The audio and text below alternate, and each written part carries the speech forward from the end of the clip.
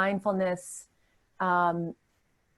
in this exercise that is something that you can bring to every interaction with your kids? Because I think mindfulness is just simply, and I'm by no means an expert.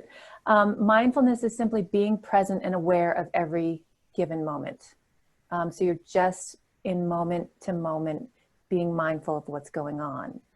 And we can use the interactions we have with our kids as a, whatever the word is, as a trigger, as a reminder, as something that brings us to a mindfulness practice of being mindful in the moment.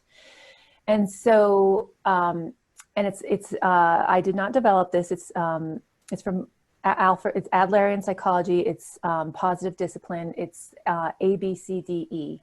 So the A is your activating event. What is your activating event that can, they can set you skyrocketing, that can bring you from 0 to 60, or is just even a mild event that's bothersome with your kids. And so, because the second part of that is B, your belief.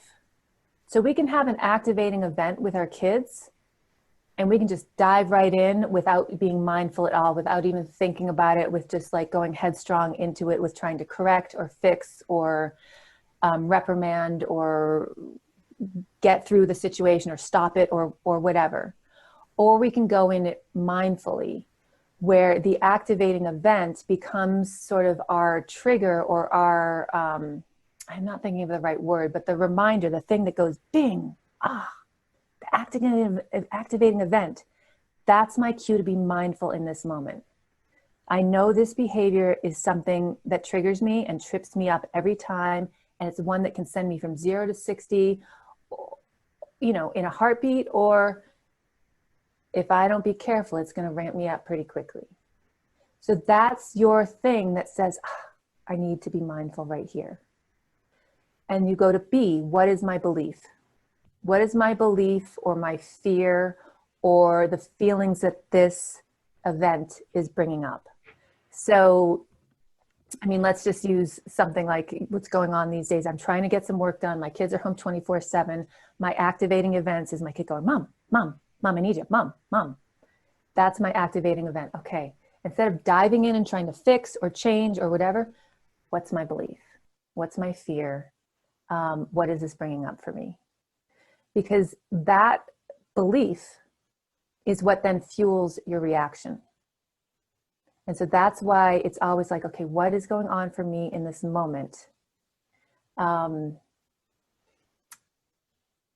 I can be aware of, and that I can then maybe tweak so that I don't have to go in with the quick reactive piece, the anger, the fix, the whatever. So my belief, when the kid goes, Mom, I need you, Mom, might be, I never have time to myself anymore. I just need some space. Or it could be, Charlie, I told you, you were supposed to, and this was my time, and it was just an hour. You're supposed to go do your thing, or whatever. So you've got these beliefs like, my kid will never focus on anything, or this was supposed to be my time, or whatever. What is your belief? What are the feelings? What are the fears? Or my kid will never learn. What is your belief about a child who you feel like always needs your attention, for example? So then you go to C, which is a consequence. And in my mind, C has a couple parts of it. One is the reaction, your reaction, so the consequence of your reaction, but it's also the emotional consequence that reaction has on your child or yourself. So you think about, what's the consequence of my reaction, which is fueled by my thought or my belief or my feeling, which is triggered by the activating event. And then you have a consequence of your reaction. And before you go on to D, this doesn't necessarily happen in the moment, but you could reevaluate in a different time. Did that work? Was that consequence productive, Did it work? Did it get me where I was hoping to go? Did it promote or fracture the relationship? What was the outcome of that consequence? And so then D is disputation, which is another way of saying, how can I retell the story? How can I rewrite that belief? How can I come at this with a different perspective or a different thought or a different feeling? And so you can be, and that's where, sometimes having some outside help or perspective can be helpful. Okay, it's not that my child is really distractible or is a bad kid. He just needs something right now. And so in the way I work and the philosophy I use, there's a reason or a purpose for every behavior. There's always something behind it. And a behavior sticks because it works. So a child is getting something out of this behavior. Otherwise, it wouldn't be a behavior that continues. So what is the child getting? What does the child need? And there are a few big picture things that kids need: acceptance, love and belonging, attention, power or control, which I lump into the same kind of category. And that's not power or control over someone else. It's power or control over myself. So it's autonomy. It's my ability to make the world work for myself, to be independent, to make my own choices, to be able to move through the world. And our kids need that starting at around 18 months-ish, and it keeps growing, until they leave our home and beyond. So the disputation is sort of like, how can I retell this story? How can I let go of that belief?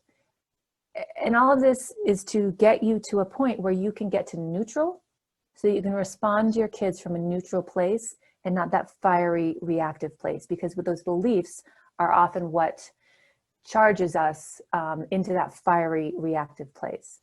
So the disputation is trying to get you back to, I don't have to go there. That this isn't going to be the end of the world. A child who needs my attention 24/7 right now is not a child who at 18 won't be independent. We can go down these rabbit holes and go far into the future thinking about the outcomes of our kids. And then E is encourage.